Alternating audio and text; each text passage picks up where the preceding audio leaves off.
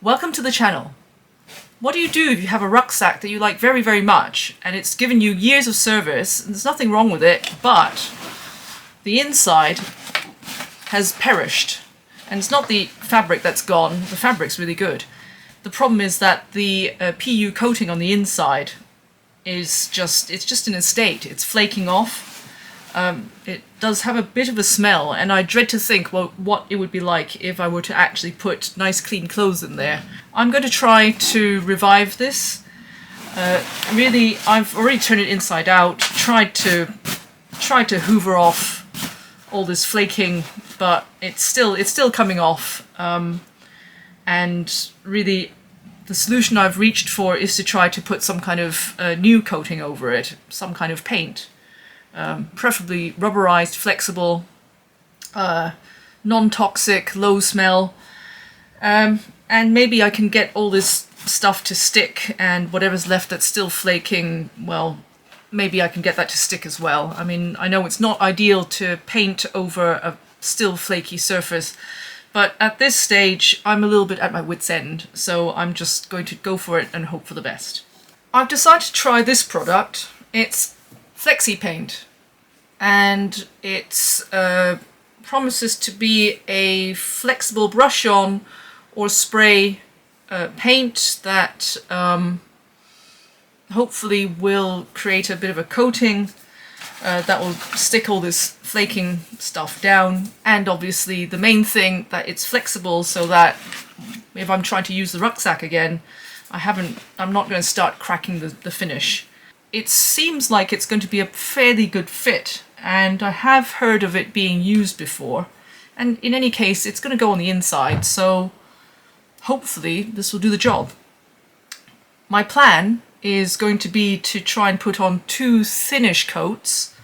It says it's got touch dry, or should be touch dry, in 5 to 10 minutes per thin layer, and I'd much rather try and do lots of thin layers rather than try and do one really thick one.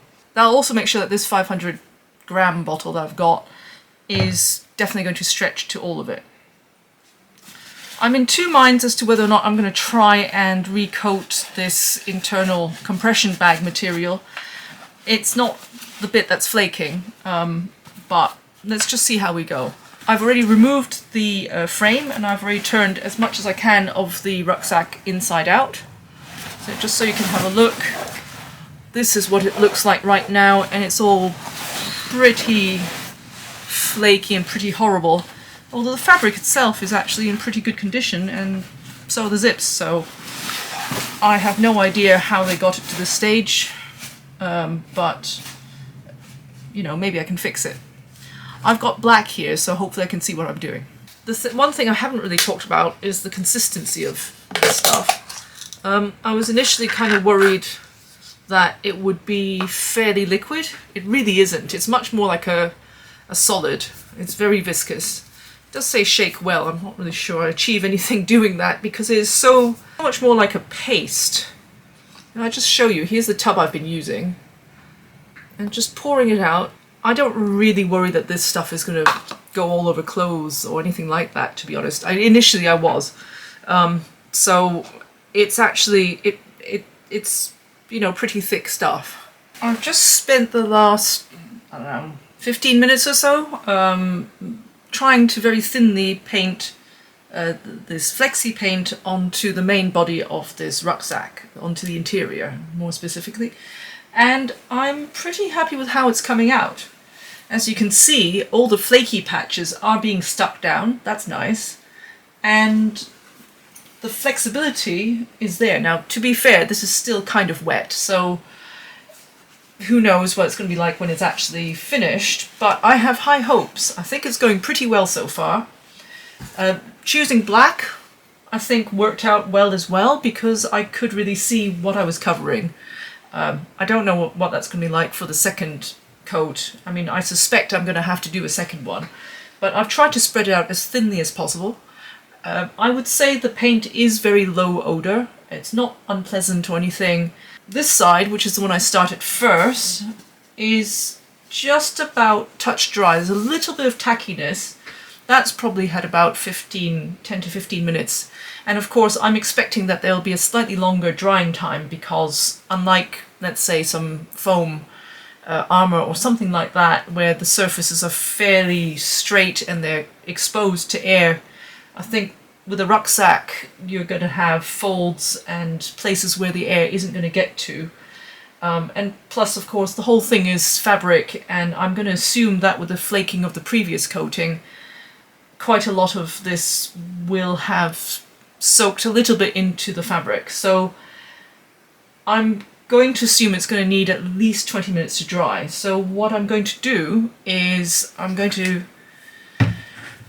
seal up my paint pot. Whoops, just touch that. It's actually okay. It's actually tacky. It's not leaving any colour on my hand. And I'll just bag up this brush and we'll leave it for, I guess, about half an hour and try it again. I also have all sorts of surfaces I haven't been able to get to, so I might actually just go for those first. So, you know, they're bits like this bottom area, this foot area, which are severely flaking. There's also the lid, same problem. So I probably will try and get to those first. And then if I can seal all the flaky areas away, then I can try for a second coat all over, maybe in a few hours, or maybe even waiting a whole day and doing it tomorrow.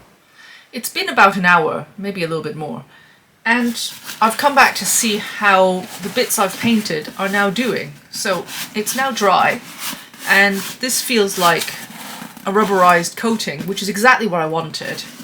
It's nice and flexible, and as you'll recall, I was painting over a slightly flaky surface and hoping that the paint itself would stick the flakes down, because I kind of tried to brush off everything, and I used a hoover to try to get it all off, but I wasn't really getting anywhere with it anymore. So, of course, one of the things that I thought might be a problem is, of course, painting over a flaky surface. Maybe you don't actually get the paint to stick too well, but this, I have to say, has done pretty well. I mean, the flexibility is just fine. There's no cracking, and it's definitely dry. It's got that slight rubbery feel, which is just fine, really. There's no flaking. That feels like that's bonded with the fabric, so I'm actually really happy with that. That's just with one coat, and now you can see there are places, or I can see there are places which seem to be a little bit patchy. If you remember, I wanted to get a really thin coat on there. Well, not really thin, but as thin as I could make it, so I was spreading out the paint in order to get it to be as flat and thin as possible. So, I mean, the plan was always to go over it a second time. There's not too much tackiness when the fabric rubs, you know, the painted bits rub together. I think I would call that a pretty successful venture. I guess what's left to do is just to go over the rest of this, add another coat, and then we'll be ready to test it. It's been a couple of days later, and I've had a chance to paint over just about everything on the inside of this bag. I've had a chance to also do a second layer over some of the main areas, like this whole body of the bag. I've done that really to make sure that there's more waterproofing, a bit more structure to the material, which was quite flabby with the flaking undercoat. Areas like this, which are less critical, but nonetheless you need to get to them because there's zippers underneath, I've painted over with one layer.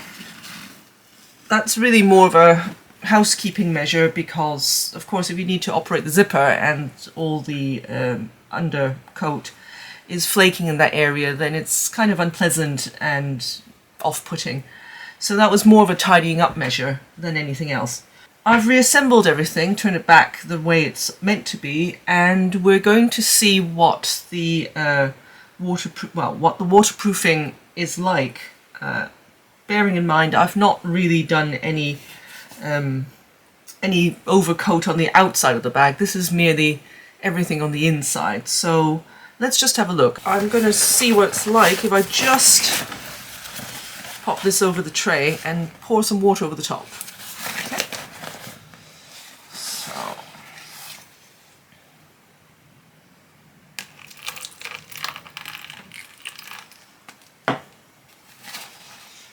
Right. So we can see without an additional proofing layer over the top, maybe some silicone-based spray or something over the top, the water's not beading over. I think the durable water repellent finish that might have been on this bag initially has well and truly gone. That's a shame. I'm probably going to have to make that a separate project. But on the underside, we've remained dry. Let's have a look at what it's like if we actually just put a separate area of this into the tray with water and just keep it there for a bit. So here's my tray of water, and I'm just going to take apart another part of the lid which I haven't poured some water on yet, and just hold it in there and see what it's like.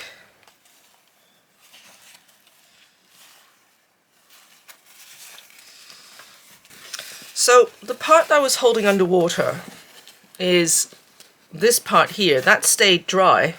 Unfortunately, I haven't gone over the seam, and after pushing it down in the water for a bit, it has actually welled up in the seam area, so that suggests that's not something I'm going to get through to from the underside. That's going to be something I have to do by spraying something over the top. So we've completed the water test. As you can see, the outer layer or outer side of the fabric is wet because there's no durable water repellent finish on that left over anyway.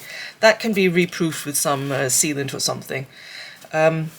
So the underside has been pretty good, but what I would say is that as a water-based paint, it is coming away a little bit because it is exposed to water.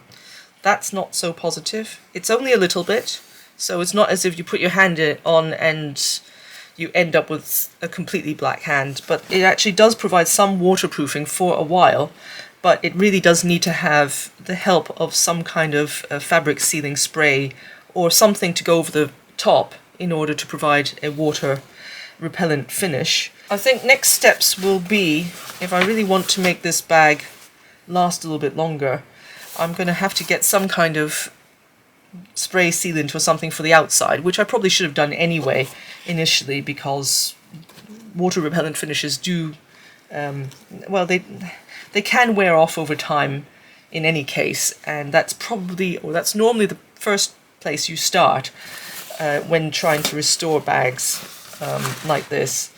But of course I couldn't do that because it was so flaky and messy on the inside. So I've dealt with that. I will now do the thing that you're meant to do, which is to seal the outside. I may or may not put on some kind of sealer as recommended on the side of the jar there for the inside. It might not be necessary actually if the outside is water repellent. And then I think we're good to go. We've got a bag that will last for another season. That would be great. I think that's all there is to say about this project for now. I hope you enjoyed the video, and we'll see you next time. Bye bye!